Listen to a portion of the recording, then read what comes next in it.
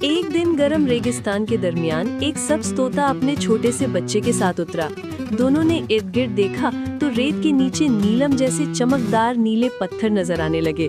बच्चा तोता खुशी से चिल्लाया, पापा ये तो जवाहरात जैसे लग रहे हैं, क्या हम इनसे अपना घर बना सकते हैं? बड़े तोते ने हंसते हुए कहा, बिल्कुल, आज से हमारा नीलम महल बनना शुरू। दोनों तोते बड़ी मेहनत और खुशी से पत्थर चुनते, जोड़ते और तरतीब से रखते गए। कभी दीवार बनाते, कभी सुतून, और कुछ ही दिनों में वहीं रेगिस्तान के बीच चमकता हुआ नीलम महल खड़ा हो गया, जिसकी रोशनी दूर से आसमान तक जाती थी। घर बन गया तो दोनों अंदर गए और एक नीलम क्रिस्टल से बना नरम सा सोफा रख दिया। फिर वो एक जादुई स्क्रीन यानी टीवी ले आए, जो रात में रंग बदलता था। बाद में बड़ा तोता हवा में उड़ा और रंग बिरंगे गुब्बारे ले आया। बच्चा तोता खुशी से कूदने लगा और दोनों ने मिलकर पूरा घर गुब्बारों और रोशनियों से सजा दिया।